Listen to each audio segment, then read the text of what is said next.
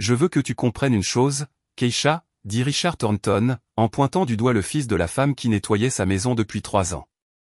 Ce n'est pas une crèche, c'est ma maison, et je ne tolérerai pas que tu transformes mon lieu de travail en terrain de jeu pour ce gamin. Le mépris dans sa voix, lorsqu'il prononça ce gamin, fit bouillir le sang de Keisha, mais elle garda un visage impassible. À 28 ans, elle avait déjà appris que montrer sa colère à des hommes blancs riches ne ferait qu'empirer sa situation.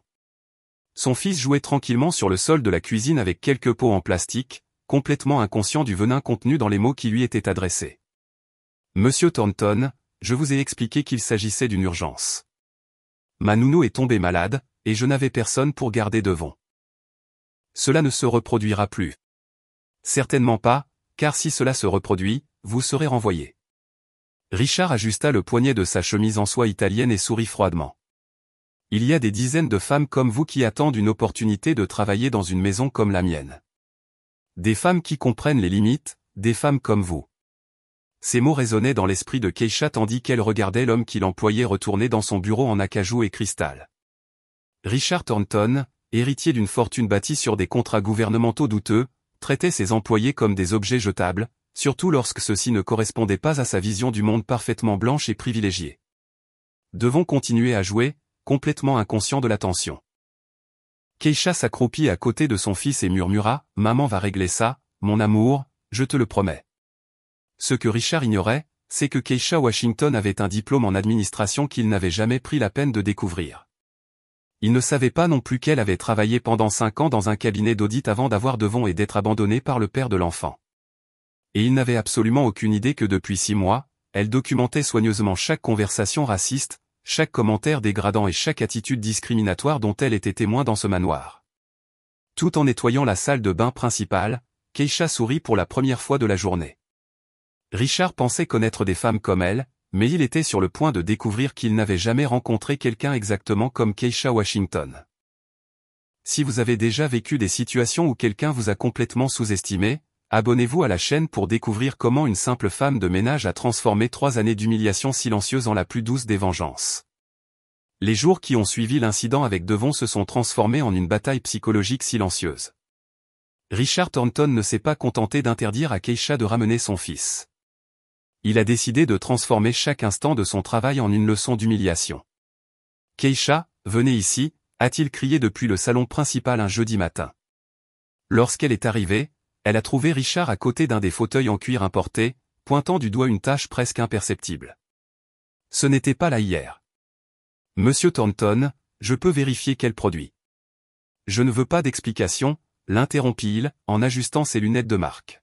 « Je veux que vous compreniez que des meubles comme ceux-ci coûtent plus cher que votre salaire annuel.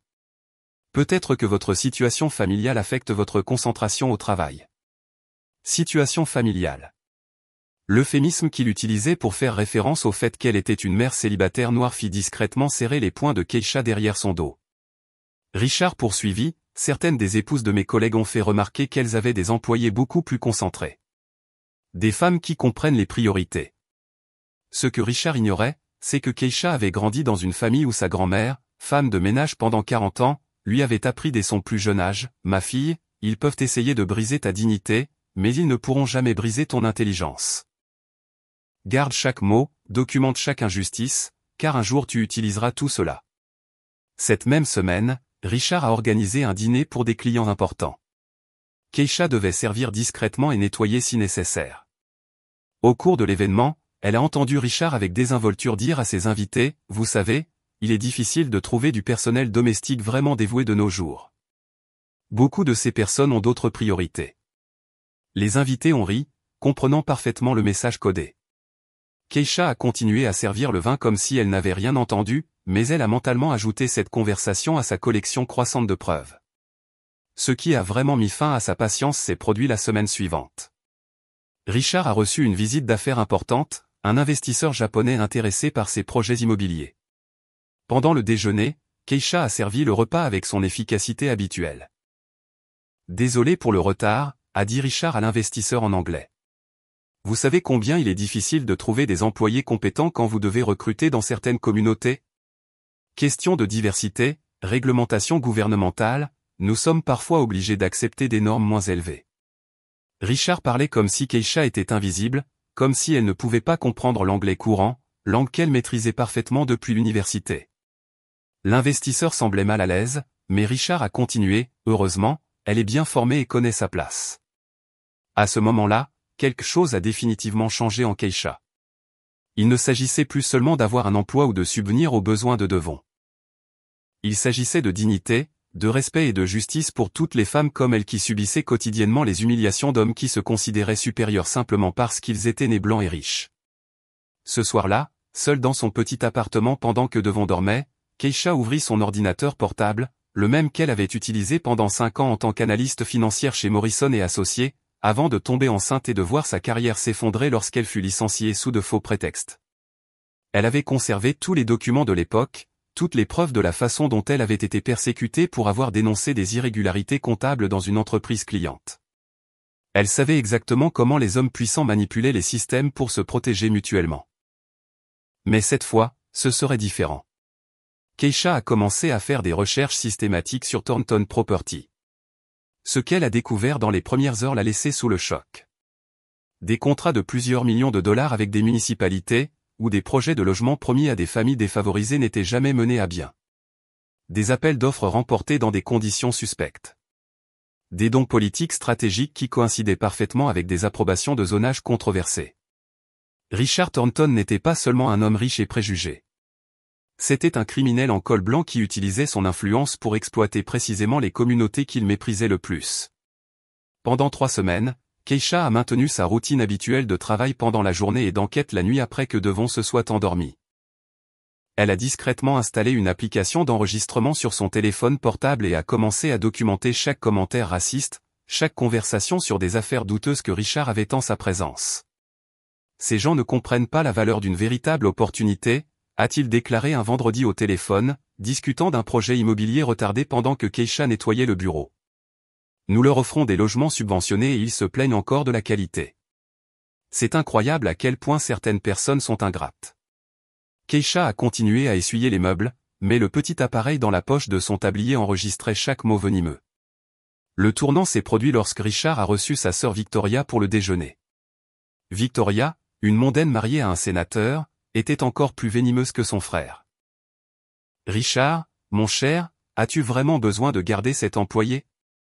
J'ai tellement d'amis qui pourraient te recommander des personnes plus appropriées. Pourquoi dis-tu cela ? Eh bien, tu sais comment sont ces gens. Aujourd'hui, elles amènent leurs enfants. Demain, c'est tout le quartier qui débarque ici. Ce n'est qu'une question de temps avant qu'elles ne se sentent trop à l'aise. » Richard rit. « Tu as raison, il est peut-être temps de changer. » À ce moment-là, Keisha comprit que peu importait la qualité de son travail ou son respect pour des gens comme Richard et Victoria, elle serait toujours servante, toujours jetable, toujours inférieure. Mais il ne se doutait pas que chaque mot de mépris était soigneusement archivé par la même femme qui avait dénoncé des fraudes d'entreprise de 15 millions de dollars dans son ancienne société. Chaque nouvelle humiliation ne faisait que renforcer quelque chose en elle que ses oppresseurs ne pouvaient pas voir, une détermination croissante alimentée non seulement par la colère, mais aussi par des connaissances techniques qu'ils n'auraient jamais imaginé qu'une simple femme de ménage puisse posséder. Au cours de la 2e semaine d'août, Richard a décidé de passer à la vitesse supérieure dans son jeu d'humiliation. Lors d'une visite de routine de clients importants de Thornton Property, il a appelé Keisha pour qu'elle serve le café dans la salle de réunion. « Messieurs, » a déclaré Richard aux 3 hommes d'affaires présents, « je voudrais vous présenter un exemple parfait de ce dont nous discutions à propos des normes de travail dans différentes démographies. » Il fit une pause théâtrale pendant que Keisha servait en silence. « Keisha travaille pour moi depuis 3 ans. Elle est très obéissante, mais vous savez comment c'est, elle a des limites naturelles dues à son niveau d'éducation. » Les clients semblaient mal à l'aise, mais Richard continua, « C'est pourquoi nos projets immobiliers fonctionnent si bien. Nous connaissons exactement le public cible et ses capacités réelles. » Keisha continua à servir comme si elle n'avait rien entendu, mais le petit enregistreur dans la poche de son tablier captura chaque syllabe venimeuse. Ce serait le 17e enregistrement compromettant de sa collection grandissante. Ce que Richard ne savait pas, c'est que ce soir-là, Keisha était en vidéoconférence avec quelqu'un qui connaissait ses véritables capacités mieux que quiconque. Avez-vous une idée du nombre de lois fédérales que cet homme a enfreintes rien que dans cette conversation d'aujourd'hui ? David Shen, son ancien supérieur chez Morrison et Associés, analysait les transcriptions qu'elle lui avait envoyées, discrimination raciale sur le lieu de travail, création d'un environnement hostile, violation potentielle des droits civils. David, il ne s'agit pas seulement de ce qu'il me fait subir, il s'agit aussi des projets frauduleux. J'ai réussi à accéder à ces ordinateurs lorsque je nettoyais le bureau. Keisha partagea son écran, montrant des documents photographiés discrètement. Regardez ça. Des contrats de logement social pour lesquels le gouvernement a versé 5 millions pour construire 200 unités, mais seulement 80 ont été réellement construites. David siffla doucement. C'est un détournement de fonds fédéraux à grande échelle. Keisha, tu sais ce que tu as là. Suffisamment de preuves pour envoyer cet homme en prison pour des décennies. Je sais exactement ce que j'ai. La question est, comment utiliser cela pour qu'il ne puisse plus jamais nuire à personne? Au cours des jours suivants, Keisha et David travaillèrent secrètement à la constitution d'un dossier accablant. Elle continuait à suivre sa routine habituelle pendant la journée, nettoyant, servant, supportant les commentaires racistes. Mais chaque nouvelle humiliation ne faisait que renforcer sa détermination à obtenir justice. Richard, quant à lui, interprétait le silence soumis de Keisha comme une confirmation de sa supériorité. Un vendredi particulièrement cruel, il décida de tester les limites. Keisha, aplatait-il du haut de l'escalier en marbre alors qu'elle nettoyait le hall. J'ai besoin que tu comprennes quelque chose d'important au sujet de la hiérarchie. Elle s'arrêta et leva les yeux. Oui, monsieur Thornton. Certains employés de la copropriété se prennent pour des stars et font des exigences en matière de salaire et de conditions de travail. Je veux m'assurer que vous n'êtes pas influencé par ces idées dangereuses. Non, monsieur, je sais exactement quelle est ma place. Richard sourit, satisfait. Très bien, parce que j'ai une réunion importante lundi avec des investisseurs fédéraux au sujet de nos projets immobiliers. Je veux que tout soit impeccable. Pas de distraction, pas d'enfants, pas de problème. Parfaitement, monsieur Thornton. Ce que Richard n'a pas remarqué, c'est la lueur différente dans les yeux de Keisha lorsqu'elle a dit « Je sais exactement quelle est ma place ». Pour lui, cela ressemblait à de la soumission. Pour ceux qui connaissaient vraiment Keisha Washington, cela ressemblait à une promesse. Ce soir-là, elle passa un appel qui allait tout changer. Bureau du procureur fédéral, division des crimes financiers. Procureur Janet Williams à l'appareil. Procureur Williams, je m'appelle Keisha Washington. J'ai des preuves de fraude fédérale dans des contrats immobiliers qui, je pense, pourraient vous intéresser. Il y eut un silence à l'autre bout du fil. Quel genre de preuves? Des documents internes, des enregistrements audio de culpabilité, des preuves de surfacturation dans des projets fédéraux de logements sociaux.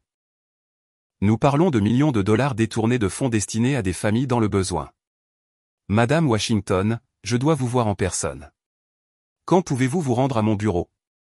Lundi après-midi, ça me convient. Mais, procureur, il y a une chose que vous devez savoir. L'homme derrière tout cela organise une réunion avec des investisseurs fédéraux lundi matin, si nous voulons le prendre en flagrant délit.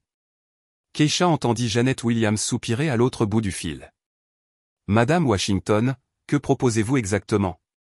Je propose que nous offrions à monsieur Richard Thornton exactement le genre de réunion à laquelle il ne s'attendait pas.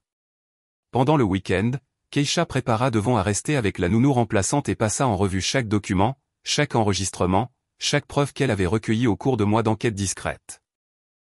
Sa formation en gestion financière, que Richard n'avait jamais pris la peine de découvrir, allait enfin lui être utile d'une manière qu'il n'aurait jamais imaginée.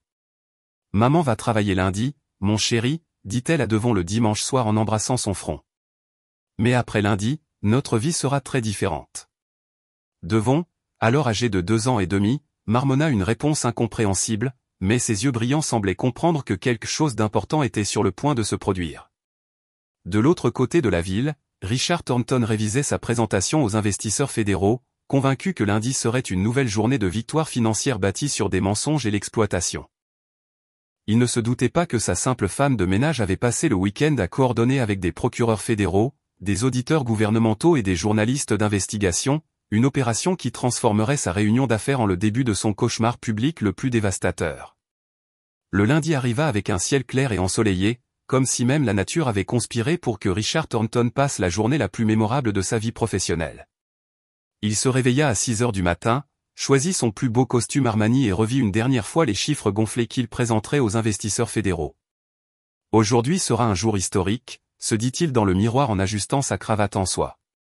50 millions de dollars supplémentaires en contrats immobiliers. Keisha arriva ponctuellement à 7h30 comme d'habitude. Richard lui jeta à peine un regard lorsqu'elle entra par la porte arrière. La réunion commence à 10h, dit-il froidement. Je veux du café haut de gamme servi à 9h45. Et Keisha, il marqua une pause dramatique, comportez-vous correctement. Ce sont des hommes importants. Bien sûr, monsieur Thornton, je sais exactement comment me comporter. Quelque chose dans son ton incita Richard à la regarder plus attentivement, mais Keisha s'était déjà dirigée vers la cuisine avec son efficacité habituelle. Il secoua sa tête et se concentra à nouveau sur les préparatifs. À 9h40, les investisseurs fédéraux arrivèrent. 3 hommes en costume élégant franchirent la porte principale, Thomas Bradley du département fédéral du logement, le directeur Peterson de l'agence de développement urbain, et quelqu'un que Richard ne reconnut pas, un homme noir imposant qui se présenta simplement comme le conseiller Washington du département de la justice. Richard les salua chaleureusement, plein d'assurance. Messieurs, bienvenue chez Thornton Property. Je suis sûr que notre proposition vous impressionnera. Nous sommes impatients de voir ce que vous avez à nous montrer, dit Peterson avec un sourire que Richard interpréta comme un signe d'approbation mais qui cachait en réalité tout autre chose. Keisha servit le café dans de la porcelaine fine, se déplaçant silencieusement dans la pièce. Richard l'ignora complètement, concentré sur l'impression qu'il voulait faire sur ses visiteurs importants. Comme vous pouvez le voir dans cette présentation, commença Richard en cliquant sur la première diapositive, Thornton Property a un historique exceptionnel dans les projets immobiliers. Nous livrons toujours dans les délais et dans le budget. Le conseiller Washington feuilleta quelques papiers et posa la première question. Monsieur Thornton, je vois ici que vous avez reçu 5 millions pour 200 logements dans le cadre du projet Green Valley, mais les registres ne montrent que 80 logements achevés. Pouvez-vous nous expliquer? Richard ressentit un léger malaise mais garda le sourire. Ah oui, il y a eu quelques ajustements techniques nécessaires. La qualité prime sur la quantité, vous comprenez? Ajustement technique, répéta Peterson en prenant des notes. Terminologie intéressante. C'est alors que Keisha s'approcha silencieusement et posa un épais dossier sur la table de réunion. Vous m'avez demandé d'apporter les documents supplémentaires, dit-elle calmement au conseiller Washington. Richard eut l'air perplexe. Quels documents? Je n'ai pas demandé. Monsieur Thornton, l'interrompit le consultant Washington en ouvrant le dossier. Je pense qu'il y a quelques malentendus dans votre présentation que nous devons clarifier. La première page qu'il retira était une copie des emails internes de Richard discutant de la manière de maximiser les profits en réduisant les coûts de construction dans les projets destinés aux pauvres. La deuxième était un tableau détaillé montrant où les millions détournés avaient été investis, rénovation de son propre manoir, voiture de luxe, voyage en famille. Quoi? Comment avez-vous obtenu cela? Richard était visiblement pâle. Monsieur Thornton, dit Bradley froidement, permettez-moi de vous présenter à nouveau notre collègue. Voici le procureur fédéral Marcus Washington de la division des crimes financiers et la dame qui nous a servi le café et l'analyste spécialisé Keisha Washington, notre principale consultante en matière de fraude immobilière. Le monde de Richard s'écroula à cet instant. Keisha Washington. Ce nom résonna dans son esprit comme une bombe qui explose. Il regarda la femme qu'il avait humiliée pendant des années, qu'il avait traitée comme de la merde, et vit pour la première fois qui elle était vraiment. Surpris, Monsieur Thornton? Keisha retira son tablier, révélant un blazer professionnel en dessous. Puis-je vous appeler Richard? Puisque nous avons passé tant de temps ensemble toutes ces années. Richard tenta de se lever, mais Peterson le fit se rasseoir d'un geste. Monsieur Thornton, vous avez le droit de garder le silence. Attendez, attendez. Richard était désespéré. C'est un malentendu. Keisha, qui que vous soyez vraiment, nous pouvons régler cela entre nous. Vous savez que je vous ai toujours respecté. Keisha rit pour la première fois depuis 3 ans qu'elle était dans cette maison. Vous m'avez toujours respecté? Marcus, voulez-vous entendre comment votre partenaire commercial respecté me traitait vraiment? Elle sortit son téléphone portable et fit jouer l'un des enregistrements les plus récents. Ces gens ne comprennent pas la valeur d'une véritable opportunité. C'est incroyable à quel point certaines personnes sont ingrates. La voix de Richard résonna dans la pièce, chaque mot raciste étant reproduit avec une clarté cristalline. Il y avait 23 enregistrements similaires documentant 3 années de racisme systématique. Mon Dieu, murmura Bradley. Richard, avez-vous vraiment dit cela? Je parlais d'eux. C'est hors contexte. Contexte? Keisha posa un autre document sur la table. Quel contexte? Que vous disiez à votre sœur que les gens comme moi finissent toujours par se sentir trop à l'aise et doivent être remis à leur place. Richard regarda désespérément autour de lui. Les 3 hommes l'observaient avec un mélange de dégoût et de professionnalisme froid. Sa carrière, sa réputation, sa vie telle qu'il la connaissait s'effondrait en temps réel. Keisha, pour l'amour de Dieu, réfléchis à ce que tu fais. Travaille pour moi. Nous pouvons trouver un accord. Un accord? Keisha s'approcha de la table. Comme l'accord que tu as conclu avec les familles de Green Valley? Tu leur as promis des maisons dignes et tu leur as livré des cabanes qui prennent l'eau, sans chauffage adéquat en hiver, sans infrastructure de sécurité de base. Marcus Washington posa des menottes sur la table. Richard Thornton, vous êtes en état d'arrestation pour fraude fédérale, détournement de fonds publics, discrimination raciale systématique et violation des droits civils. Vous ne pouvez pas me faire ça. Savez-vous qui je suis? Ma famille a des relations dans cette ville depuis 4 générations. Monsieur Thornton, dit Keisha en rangeant calmement ses documents. Je sais exactement qui vous êtes. C'est pourquoi j'ai documenté chaque crime, chaque propos raciste, chaque manœuvre frauduleuse pendant 3 ans. Parce que les hommes comme vous se croient intouchables. Richard tenta un dernier coup désespéré. Keisha, vous avez un fils. Pensez à lui. Si vous me faites ça, vous détruirez aussi votre carrière. Personne ne vous embauchera plus jamais. Keisha sourit, un sourire sincère de soulagement et de victoire. Richard, ma véritable carrière ne fait que commencer. Je viens d'être promue directrice de la division des enquêtes sur le logement du département fédéral. Ma première affaire officielle sera de veiller à ce que chaque centime volé au projet de logement soit restitué aux communautés que vous avez exploitées. Richard pâlit complètement. Directrice? Vous avez toujours été.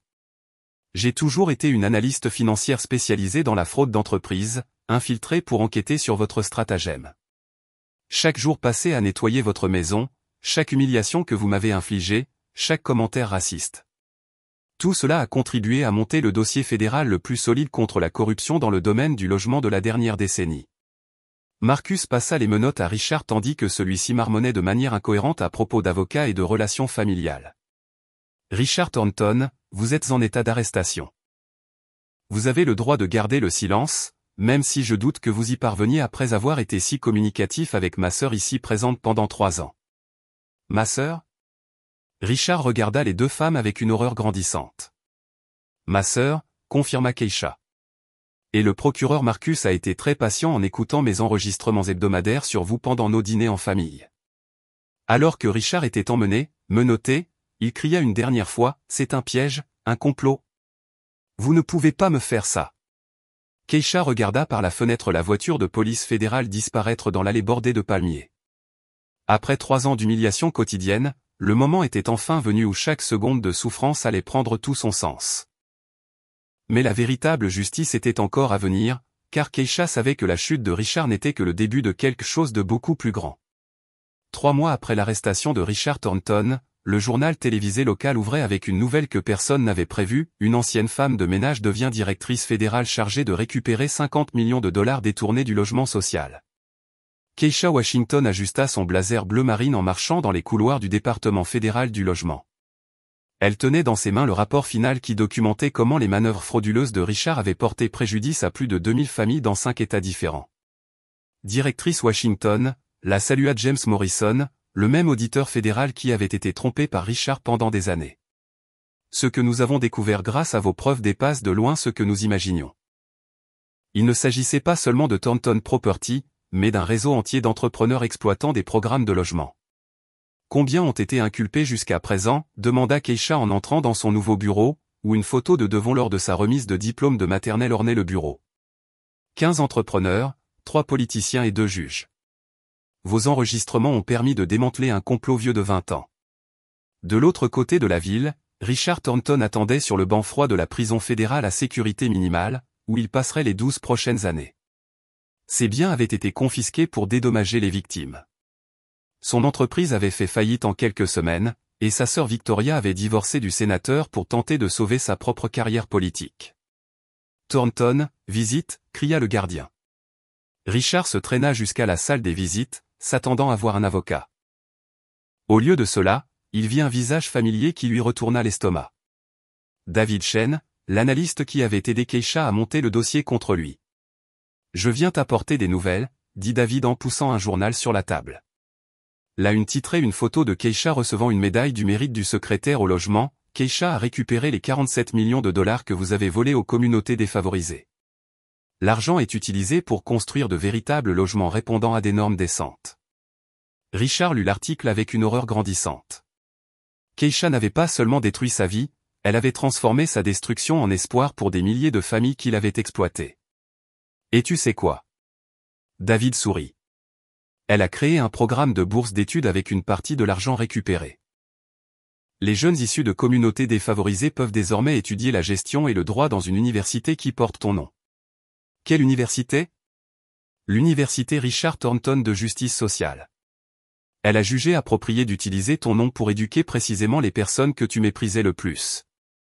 Pendant ce temps, lors de la cérémonie d'inauguration du premier ensemble immobilier construit avec les fonds récupérés, Keisha tenait Devon, désormais âgé de 3 ans, dans ses bras tandis que des centaines de familles applaudissaient son arrivée. « Maman est une héroïne ?» demanda Devon, impressionné par toute cette célébration. « Maman a juste fait ce qui était juste, mon chéri, et elle a appris que parfois il faut être patient et intelligent pour que justice soit faite. » Margaret Thompson, l'une des résidentes qui avait perdu sa maison à cause des manœuvres frauduleuses de Richard, s'approcha. « Madame Washington, je ne sais pas comment vous remercier. Mes enfants ont enfin un vrai foyer. Ne me remerciez pas, remerciez votre propre force qui vous a permis de ne pas abandonner alors que tout semblait perdu. » Dans le public, Madame Rosa Martinez, qui avait perdu toutes ses économies dans un projet immobilier frauduleux de Richard, tenait la clé de sa nouvelle maison. « Je savais que Dieu ne nous oublierait pas, » murmura-t-elle à sa fille. « Je ne savais juste pas qu'il enverrait une guerrière comme Keisha. » 6 mois plus tard, l'histoire de Keisha est devenue une étude de cas dans les universités de tout le pays.